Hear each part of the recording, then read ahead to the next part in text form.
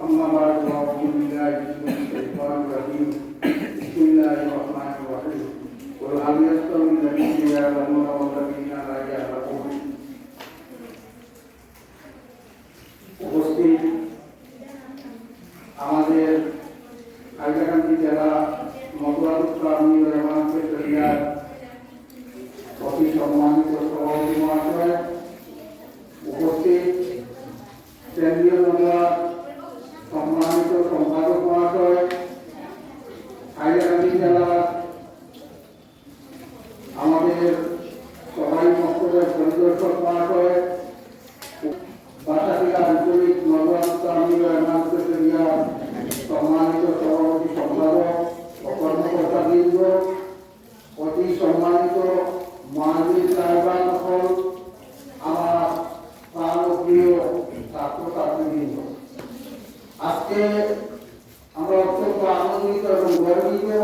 আমাদের নদুয়া এবং এমারতে শরিয়ার যে নির্ধারিত আমাদের ফাইনাল পরীক্ষা, সেই ফাইনাল পরীক্ষায় আমাদের ছাত্রছাত্রীরা ভালো রেজাল্ট করার পরিপ্রেক্ষিতে তাদেরকে নিয়ে আজকে পুরস্কার বিতরণী তথা সংবর্ধনা সভা, সেটা ছাত্রছাত্রীদের জন্য অত্যন্ত প্রয়োজনীয়।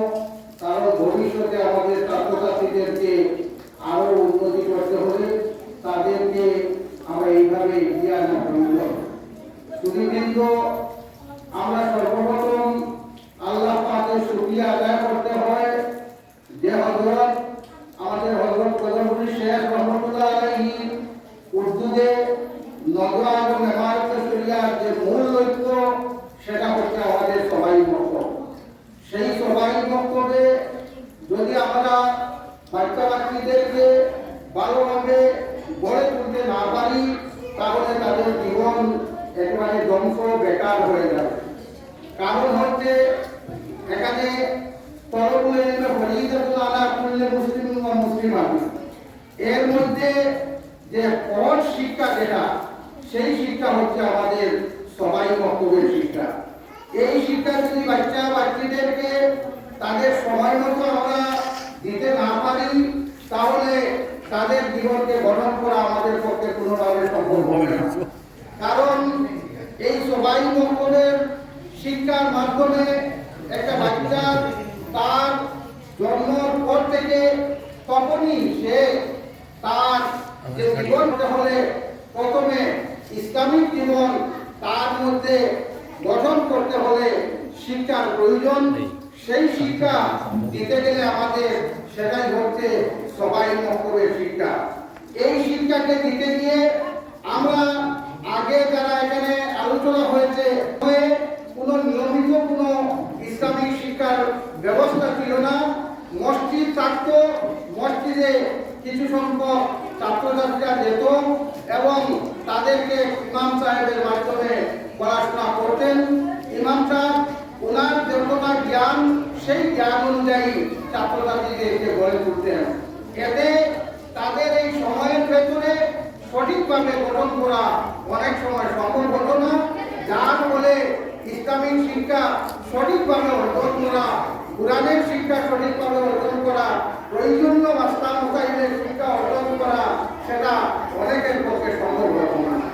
এই ক্ষেত্রে চিন্তা করে আমাদের শেখ কদমপুর রহমাতুল্লাহ আলাইহি তিনি প্রথমেই চিন্তা করেছেন যে কিভাবে মানুষকে কর্তৃপক্ষকে ইসলামিক আদর্শে গঠন করতে হলে তাদেরকে প্রথমে ইসলামিক শিক্ষা প্রয়োজনীয়ভাবে দেওয়া প্রয়োজন এবং সেই ইসলামিক শিক্ষা দিতে হলে তার মধ্যে একটা সময়ের বয়সের প্রয়োজন। সেই সময় এবং বয়সকে সম্মুখে রেখে তাকে কিভাবে শিক্ষা দিতে হবে, তাই তিনি সবাই মক্তবের একটা নিসাব গঠন করেছেন। এই নিসাবের মাধ্যমে কোর্স কারিকুলাম গঠন করা হয়েছে।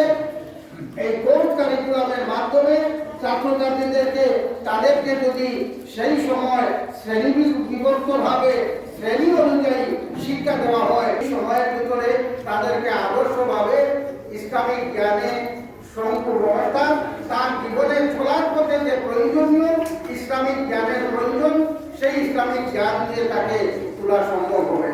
সেই হিসাবে আমাদের সবাই মক্তবগুলোকে গঠন করা হয়েছে।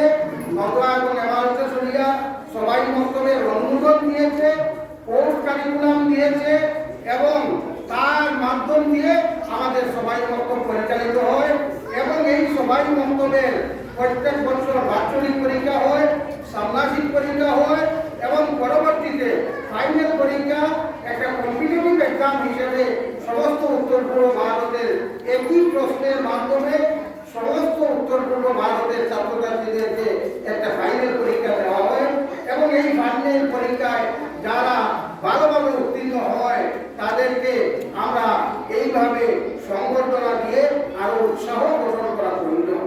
সেই হিসাবে